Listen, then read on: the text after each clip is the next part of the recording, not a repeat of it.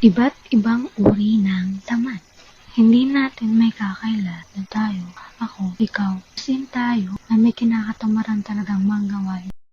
Pero, okay lang yan. Kasi nga, sabi nila, walang gamot sa taong tamad.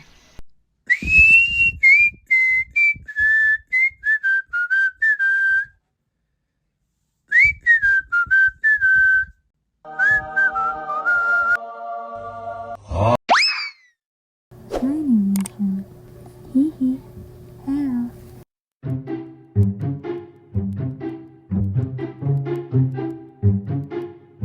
Tamad bumangon. Yung tipong tanghali na, napaus na yung manok kakatilaok.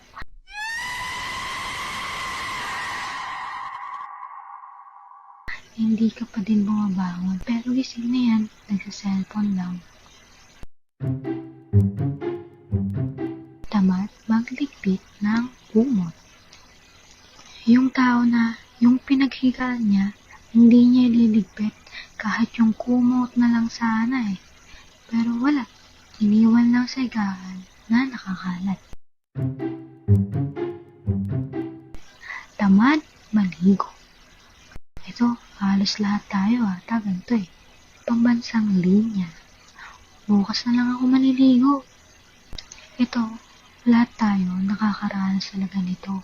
Lalo na kapag tagulan. Yung tipong pangatlong araw na nusuot mo, kahit na mamahaw ka na, hindi ka pa din talaga naliligo. Kasi nga, malamig eh. Tamad maglaba. Pambansang linya. Sa susunod na lang, unti pa naman eh. Diba? Nakakatamad naman kasi talaga maglaba. Pag unti pa lang, mas lalong nakakatamad. Pero pag sobrang dami na, yung tipong kaka sa susunod mo na lang, ay natambakan na yung labahan mo na sobrang dami. Tamad maghugas ng pinggan. Ito naman yung kapag inutusan maghugas, ang sasabihin lang ay, mamaya na lang. Diba? Ganun ka din, no? Aminin mo na.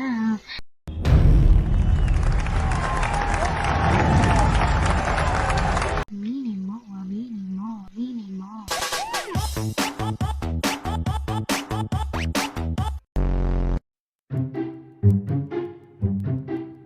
Tamad pumasok sa school. Ito yung mga estudyante na pang-umaga. Masarap naman kasi matulog sa umaga. Kaya magsasakit-sakitan tayo para hindi tayo papasukin ng mama. Gumising ka na at may pasok ka pa. Gising na. Ikaw bata ka talaga eh. Malilate ka niyan. Masama pa karamdam ko mo eh. May lagnat ata ako.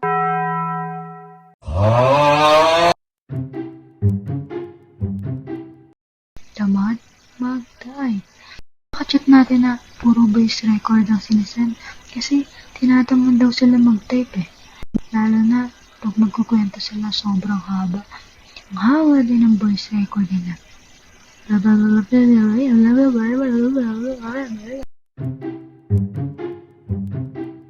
Tamad kumuha ng tubig. Ito, minsan kinakatamaran ko din talaga to eh. Yung tipong kumakain ka, o di kaya nanonood tayo, tapos uhaw ka na. Talaga hindi ako tatayo para kumuha ng tubig. Kasi nakakatamad eh.